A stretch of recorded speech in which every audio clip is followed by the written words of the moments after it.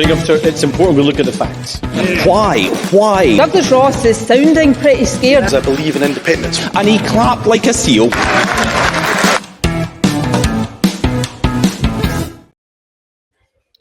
Hello and welcome to another episode of Planet Holyrood. I'm Paul Hutcheon, political editor of the Daily Record. Now, joining me this week for the first time is Anna Burnside, who's the chief writer at the Record. And we also have Ben Borland, editor of the Scottish Daily Express, a fixture on Planet Holyrood. So I was kind of wondering what we should discuss this week, because there's so much that's been happening. It's been quite difficult to sift out the subjects and pick out which topics are the most important. But I think that the Prime Minister's speech yesterday on net zero, during which he backtracked on key net zero pledges, is probably the story of the week. It's caused a major political rammy on both sides of the border, and it's got everyone talking. So I think it's probably best to start there. In summary, he basically said that he wants to push back the ban on purchasing new petrol cars to about 2035, and also delaying the target on eliminating gas boilers. Now, starting with you, Anna, do you feel like this reeks of creating an election dividing line and appeasing the Tory right wing? Very much. I think it's the Uxbridge by-election writ large. I think that was actually a surprise success for them. And I think people have been sitting around drinking coffee in meetings ever since, saying, well, how do we build on this? How do we scale this? Because obviously that's the kind of language you use in meetings if you're a Tory SPAD. And this is how they've scaled it. I think we saw it being hinted or teased when we saw Rishi in Mrs. Thatcher's Rover. He's been very clear that this is a policy that she would have liked, that she would have approved. So I think all these things tell us that that's very much the strategy.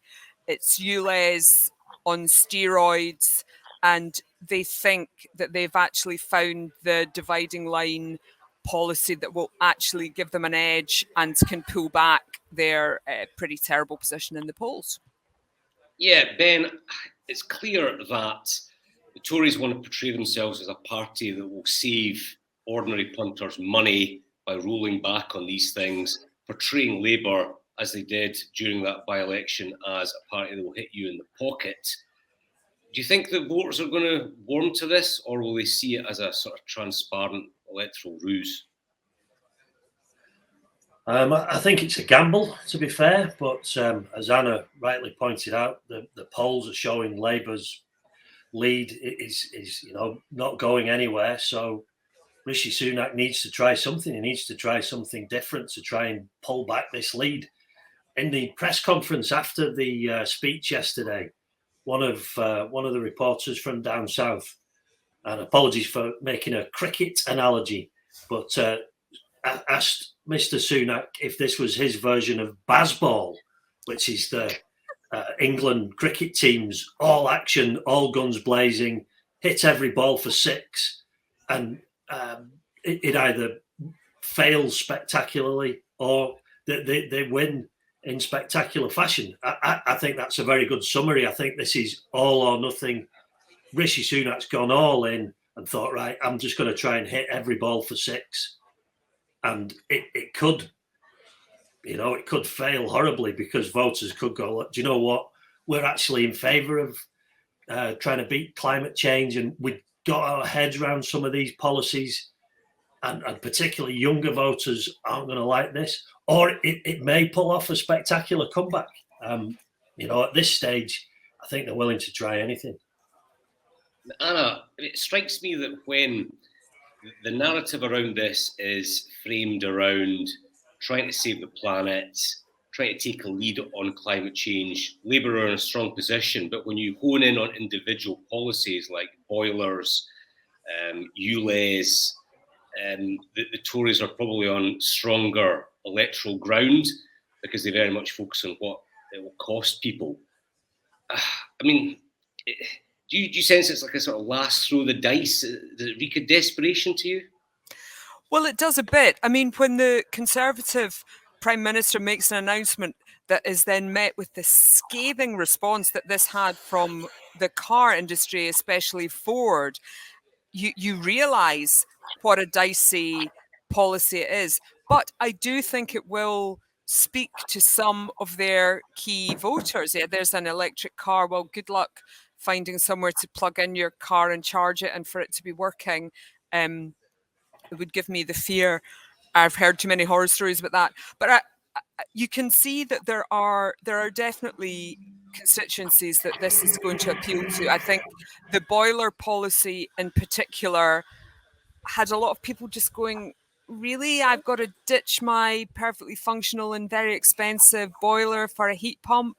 And if you live in Scotland, with the housing stock having such a high percentage of tenements, which are very hard to heat with a heating pump, we're going, well, what are we meant to do? How am I meant to make a heating pump work in my building?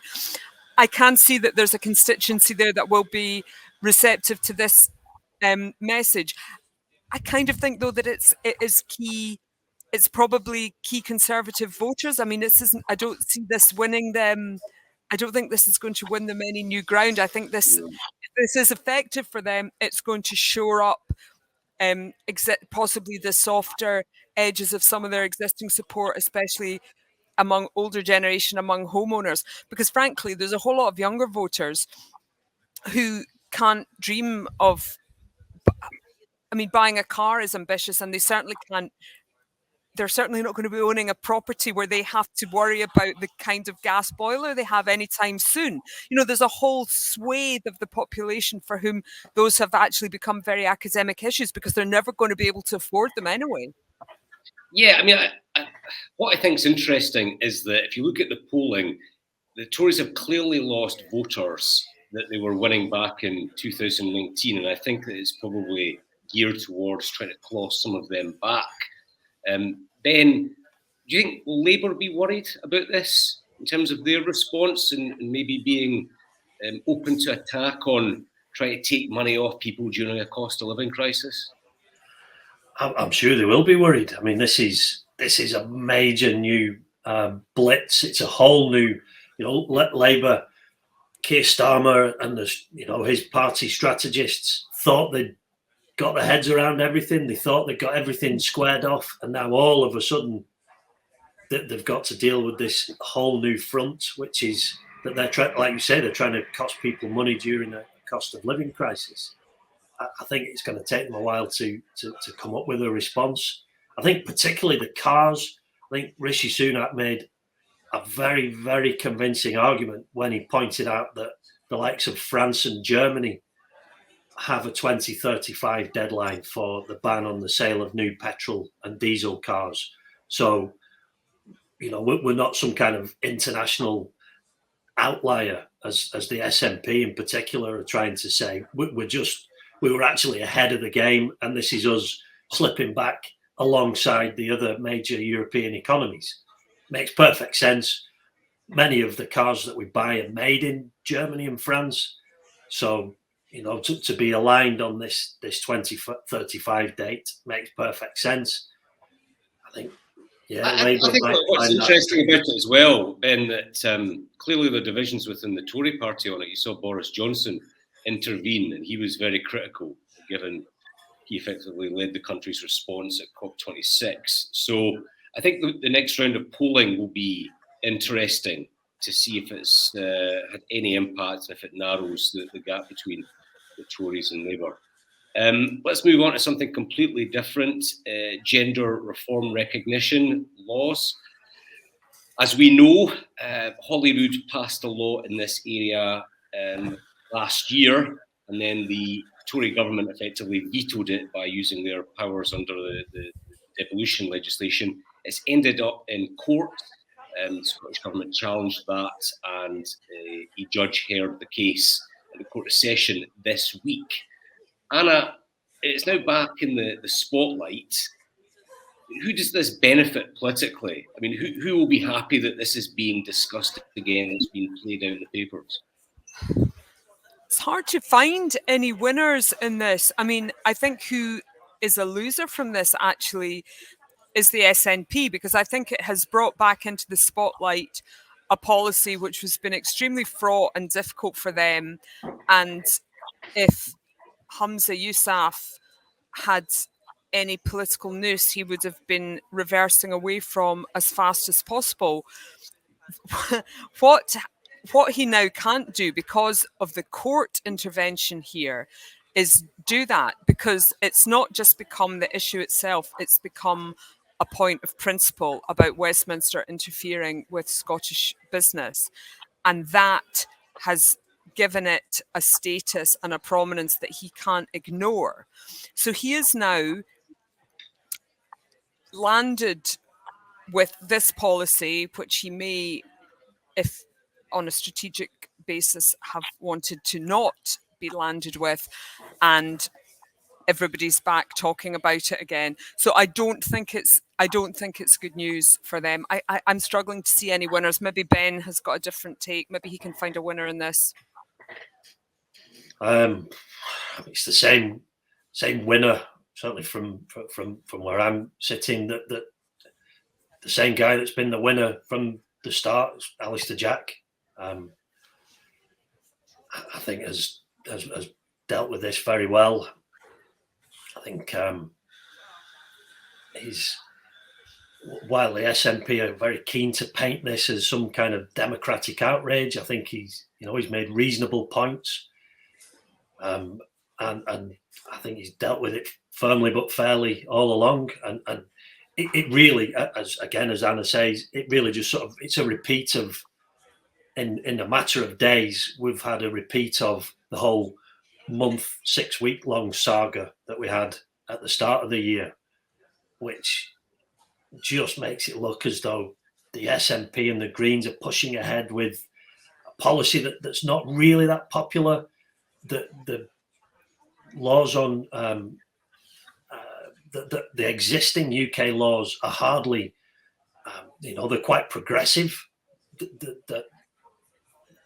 I don't think many people thought there was any need to change these laws and introduce that you can legally change gender without a medical diagnosis, and lowering the age to 16. People just aren't in support of this. This is not a priority for the vast majority of voters. It's the SNP and people on the left continually claim that the Tories are trying to start culture wars, but they do exactly the same. This is a culture war started from the left as to change something that was not really needing changed in the first place. And is it a culture war? I mean, it was trans people who said that the existing process is dehumanizing, demeaning, and they wanted a simpler process. Now, you can argue what that simpler process should be, if it should be self-ID or reducing the time periods. But when people from a minority community come forward and say that the status quo is unjust and unfair, surely a government has to listen to that. That's not a culture war. That's just being compassionate. Well, but the laws are reserved to Westminster. That's where this has run up against the problem. So really, the campaign should have gone to Westminster. This is the Scottish government legislating in an area where it doesn't have power. It doesn't have power to change the UK's equality laws. Well, we don't know that. I mean, that's what this court. Well, let's wait and see. The Court of Session may say it does. I think either way, it'll end up at the UK Supreme Court. Whoever wins this round, and it'll just go on to another stage. But clearly, the legislation isn't going ahead anytime soon. Anna, just something Ben said there. See if the Scottish Government was to lose at the Court of Session, do you think they would take it all the way to the Supreme Court, or do you think that they would cut their losses and just move on? Well, again, I think to save face, they would have to. This policy is a touchstone for a lot of their youngest and most vocal supporters, and for the Green Party, which obviously is their coalition partner under the Butte House Agreement. So I don't think they could be seen to be going, okay, it's a fair cop, we'll take no for an answer. I think politically and strategically they would very much like to, but I don't think that that's going to be an option for them. I actually wanted to ask Ben something about Alistair Jack. One of the KCs said earlier in the week, questioned what, I can't remember which one it was. Why didn't Alistair Jack intervene earlier?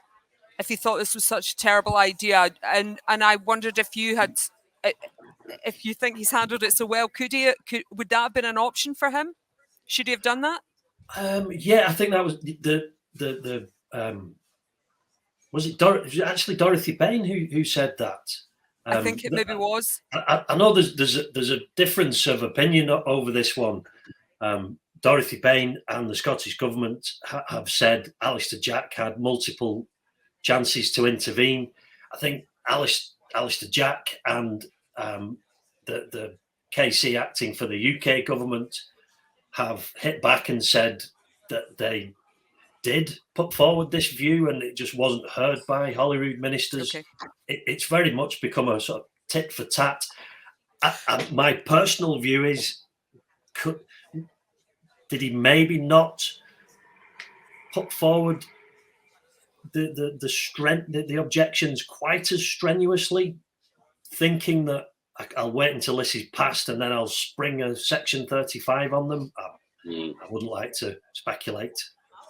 But so basically, the KC. Sorry to interrupt you. The KCs were just rehearsing some of the political point scoring. I think so. I think they were going back over some of the debate. I think as well. Clearly, whether Alistair Jack didn't raise it early enough or the Scottish Government weren't listening, clearly it does seem as though this could have been avoided at the consultation stage if it was made explicitly clear that this is going to break UK equality law and can't go ahead as it stands. And we might have avoided this whole very expensive taxpayer-funded row in the Court of Session where both sides are being paid by the public purse to go over this again. Yeah. KCs don't give their services away, do they? Oh yeah, look, this whole saga has been brilliant for lawyers. Ben, I'm just trying to work out in my own mind, how does this mess get resolved? And it's clear that there isn't going to be some sort of compromise between the SNP and Tory governments. They're not going to sit around the table. Do you think maybe if there was a Labour government at that point, Labour and the SNP might get around the table and hammer out a compromise? I don't know. I think we all remember how the SNP and Labour used to get on, and in actual fact, it used to be worse than the SNP and the Tories. True. I don't think that. I just can't see a Scottish government run by Humza Yousaf getting on any better with a UK government run by Keir Starmer. That in a way they need to make a Labour government seem extreme. They need to paint them as anti-Scottish and out of touch, because there will be so much more closely aligned politically. Voters won't be able to pick much between them, so the SNP need to create that division. I mean, one way it could end is that the Butte House agreement with the Greens collapses. The SNP get a new leader, Kate Forbes, for instance, and she drops it, and we have a snap Holyrood election. Who knows? I mean, the trans maybes there. There's a lot of maybes there, but the trans debate has already ended Nicola Sturgeon's career. Who knows? It could still end the SNP's run in power. I'm not sure it ended her career. I think the fact that she ran out of road on independence and the referendum, I think that was a bigger issue than the GRR. But I guess we'll have to find out and wait for her book to tell us what her stated reason is for resigning. Serialised in the record. Well, look, if she wants to do that, I'm sure we would be interested and have a conversation. Not sure that she would see the Express as a natural. So we're bidding for Alistair Jack's memoirs. Yes, you could stick with Alistair Jack. That's fine. Let's move on. Minimum pricing. There's a consultation now out, and the Scottish Government clearly wants to increase MUP from 50p to 65p. We splashed it this morning. It's going to increase the price on a 6-pack of Tennent's. Obviously, that's of interest to our readers. Anna, are you a fan of minimum unit pricing? Do you think that this increase is justified? Yeah, I think it's a good policy. I think the evidence shows that it's worked. And I think the 50p figure is out of date. So that was set when the policy came in 2018. And obviously inflation has gone nuts since then. I think 65p, that's what campaigners are saying is now the figure it should be. So yeah, I think it's a really good idea. I think we have to do something to tackle our national drink problem. And I think we have to be mindful of finding solutions that can't then be tweaked or subverted by the extremely powerful lobby voice of the booze industry. I mean, they're one of our big industries and they are extremely vocal and extremely smart. And we need to make sure that we're treating it as a health issue. And this is probably the biggest single clear intervention that you can do to have an effect. And I think the fact that since it was introduced in Scotland, it has also been taken up in Wales, Ireland, and some states in Australia, shows that it works and that the world's watching. Ben, do you think it's going to trigger a voter backlash, or do you think the average Scot will think we've got a bad relationship with booze, it needs to be transformed, this is a measured policy? I don't know if it'll trigger a voter backlash as much as some of the other policies that are coming in. I mean, since 2018, inflation's obviously been a major factor. So to go from 50p a unit to 65p a unit, I don't think the cost of it is really the problem here. I think it's the questions over whether it is actually effective. I think the evidence is mixed at best. Obviously, we've seen alcohol-related drug deaths rise each year since the MUP first came in, and most, there's been reports that say it's been a success. That the only one that says it's been an unqualified success was the infamous Public Health Scotland report, which is obviously part of the Scottish Government, and the UK Statistics Authority has since had to rebuke the Scottish Government for making some claims on the back of this report. Some of the other reports from, I think, the University of Sheffield have said, look, it's at best it's too early to say. And is this really targeting the hardcore problem drinkers that we need to target in order to drive down hospitalizations and deaths? The campaigner I spoke to, who was an independent alcohol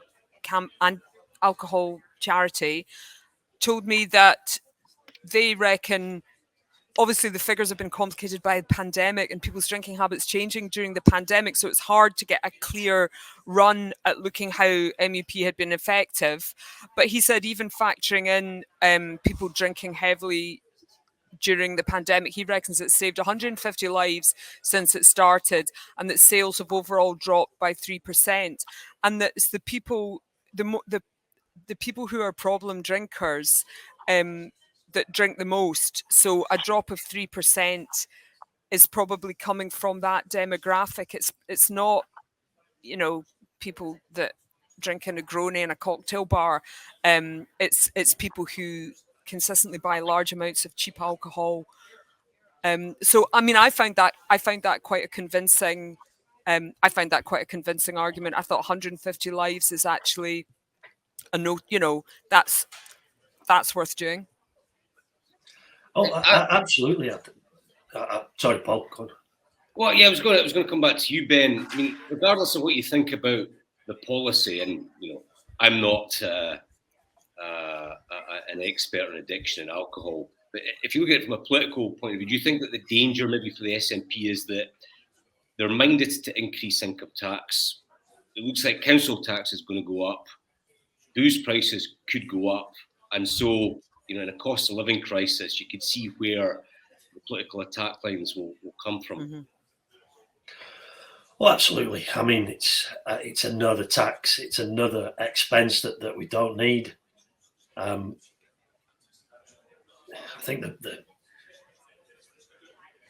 obviously we've had tax rises. We've had tax rises from both governments.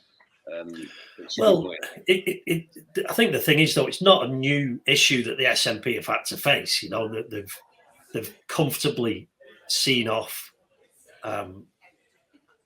having a tax over Scotland being the most highly taxed part of the UK. That they've survived minimum unit pricing's introduction, which was the big, the big change to people's lives.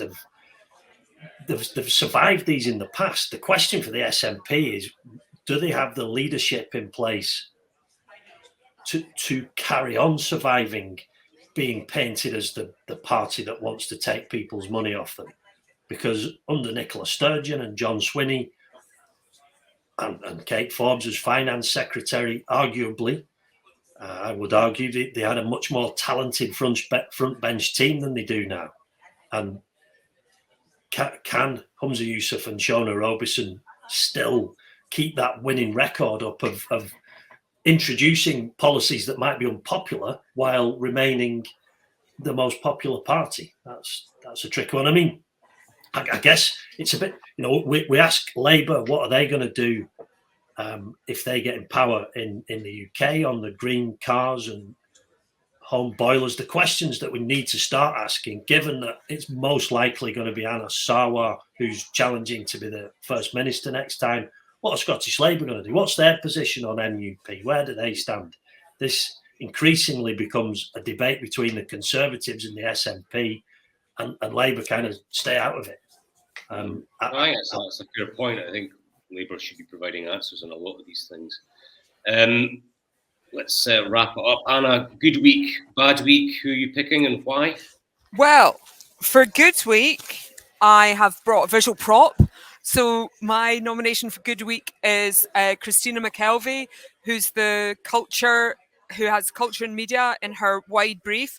And she has been pushing heavily for the setting up of an equal media and culture centre for Scotland. So I was at their launch event last night and I brought the report because I thought you would probably both want to borrow it. And she's been working on this since 2018, and it's a research, monitoring and advocacy group within Engender, which is the kind of feminist quango, and to make sure we're hearing diverse voices across the culture, media and sports section. So she gets my vote. And bad week? Well, John Swinney doesn't come out of the tram report brilliantly. He was criticised for, I think the phrase was very reporty phrase, abdication of response, that he shouldn't have scaled back and should have basically kept a better eye on what was going on. So that's obviously, nobody wants to be hearing that. Nobody wants to have that in the big report that everybody's looking at. However, I will add a caveat to his bad week, which is that he's already announced he's standing down. So it's not as if it's going to have a long-term consequence of coming back to bite him on the bum, but it's not a terribly nice thing to have happen to you. And you were at university with him, weren't you? I was. I certainly was. So that just proves how impartial I am that I still nominated Sticking the boot into your old university pal. I would say that if that was a brutal boot, that I think that was actually very, very gentle. But a gentle boot, okay. it was very gentle, light touch. Ben, how about you? Good week, bad week? Good week. I think on balance, Rishi Sunak. I think... You always think it's Rishi Sunak. Yeah, it's the same people every week for me. I think this is, opened up a new route to him staying in Downing Street. Whether it works or not remains to be seen. But before yesterday, it looked like the route, the path was blocked. This has opened up a potential way back in if he can win over enough people in the red wall, as we talk about down south. I think as well, it was quite nice to see all the new memes that he's created on social media when he was talking about the 7 bins and the ban on meat and all these things that he's banned that were never going to happen in the first place. So that was quite entertaining. Who's your bad week? Is it the Planet? Bad week. Do you know what? I wish I'd picked John Swinney. I've forgotten about the Edinburgh Trams inquiry. But just out of habit, I picked Humza Yousaf because You shock me. He's flown to New York, where we had a story saying that I don't think there's been a single mention of him in the US newspapers. He's at New York Climate Week. He's been overshadowed by Prince William's visit to New York, which is hardly surprising. But he's managed to remove himself from the equation when there's this huge climate story back home. And he's 3,000 miles away talking to an empty room with a few panelists with 50 people watching on a live stream. The Daily Express Humza Yousaf administration loving continues. A blossoming friendship. So I think we've run out of time. Thanks to Ben and to Anna for their insights and analysis. Hope you've enjoyed the episode, and I hope you tune in next week as well. It's important we look at the facts. Why? Douglas Ross is sounding pretty scared. I believe in independence. And he clapped like a seal.